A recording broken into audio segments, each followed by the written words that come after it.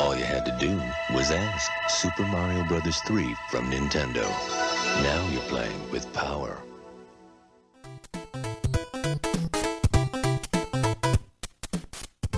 Welcome to NintendoCade channel. I am Danny. Today marks the 30th anniversary of the original release on Super Mario Bros. 3 for the NES. I thought it'd be fun to show you the commercial which you just saw previously. Kind of kicked back in the retro days, and when I saw it when I was a kid, got me really hyped up.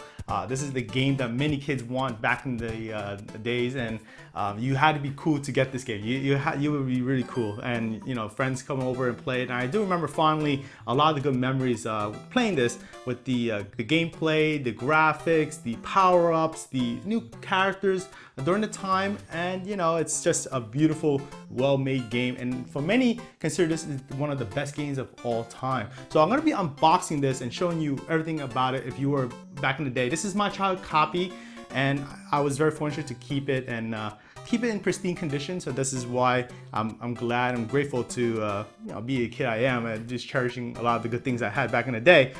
So this is the front cover. The art is very simplistic, but Mario just shows it. It speaks for itself. And Mario is very popular in the day that even kids would say they know Mario more than Mickey Mouse. That was an era that I don't know if it could hold true to this day, but I think that's the case. All right, so this is the front here. I'm gonna just explain a little bit of the autograph there in a second, but just showing you the back side.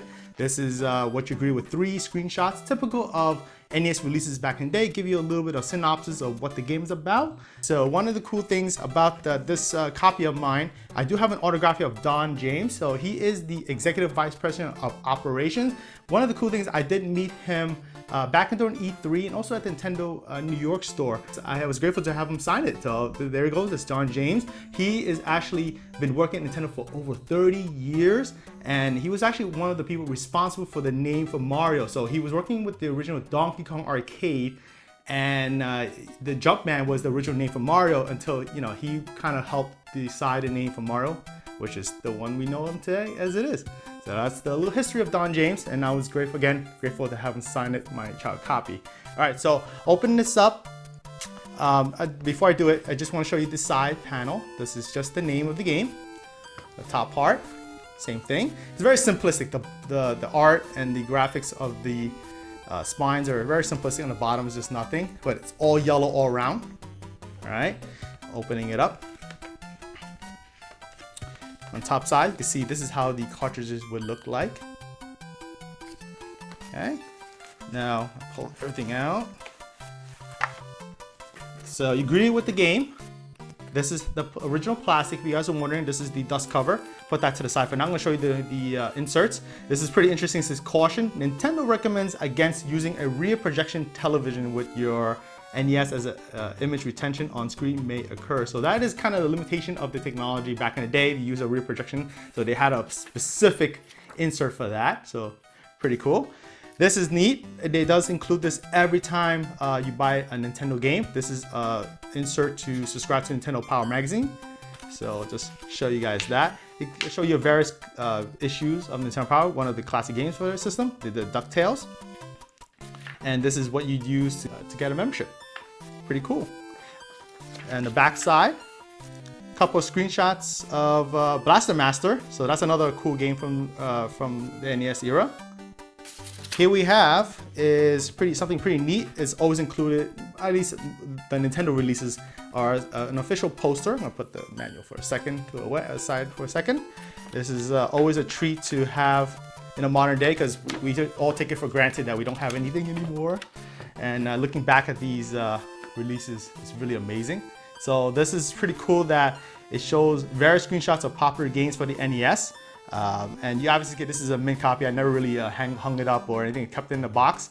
Just to name a few games here, we have The Legend of Zelda, we have Faxanadu, Zelda 2, we have Golf, Excite Bike, RC Pro-Am, Donkey Kong Classics, Metroid. Just to name a few, one of the greatest games for the system, and you know, just great to see in a poster form.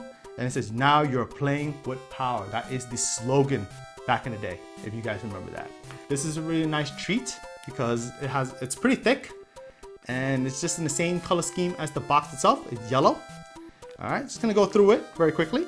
You have a official Nintendo seal of quality, so you guys know that you're getting quality back in the day. That's how we usually, Nintendo used to say.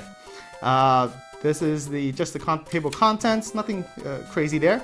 We have the various characters. I love the artwork back in the day. We have a message from Mario. Bowser is back, haha. These are my 7 children that are going to help me take over the Mushroom World. And these are the 7 kids, the Koopa kids, or Bowser kids in this case. I'm sure you guys have your favorites as well. I think I like Morton or Ludwig. I don't know why. I like heavy characters. Wendy's pretty cool too. We have the story. They tell you a little backdrop of what's happening. And to give you again a little synopsis here, it says, we took 7 wands from 7 kings. Each of us has one. Our father has instructed us to protect the wands. The basic controls, operation. Now these are the how to control various movement for Mario, and he has different power-ups. That's what great thing about this Super Mario Bros. 3 is the ability to change into different type of Mario in suits.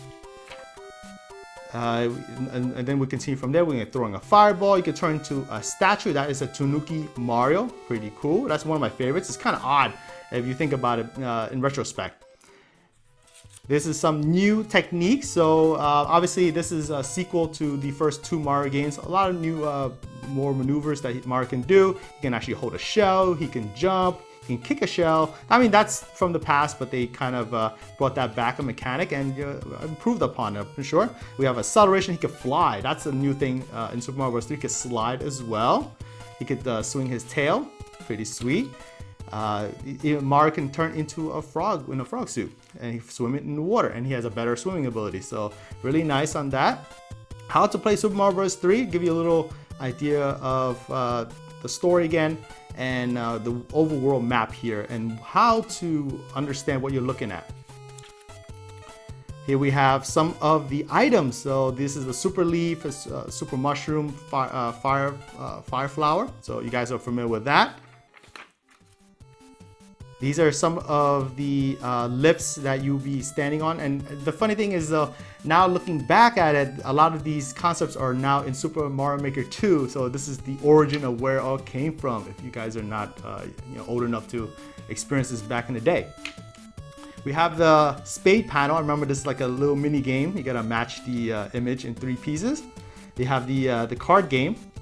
I remember you had to memorize that pretty good as you go through the world. You have the Hammer Brothers, and these are some of the power-ups. So a lot of them you are familiar by now, I'm sure, but back in the day, this is a very cool novelty. We have the Frog Suit, which is one of my odd favorite ones, and Tanuki Suit as well. We have the Hammer, the Magic Whistle, which you can just warp to different worlds. Very helpful. These are the description of a fortress, and obviously what to do when you're on game over screen. How to play in 2-player game. You can actually play in co-op.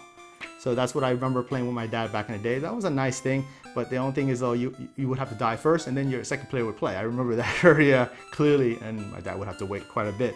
The 8 Kingdoms, so there are 8 worlds to play, so something to keep in mind. It's a pretty decent length of game, so you're gonna be playing for a bit. Some of my favorites is like, what is it, World 7. I remember that was actually quite challenging. Towards the later half of the game, you gotta know what you're doing, performing well in platformings. And I do like that the enemies and the world is big. It's pretty cool. These are the characters. A lot of familiar characters in the universe of Super Mario. Nowadays it's a standard, like you see Chain Chomp, just an example. We have Power Goomba. And what we have here? We got Spike, Buzzy Beetle. We have Rocky Wrench.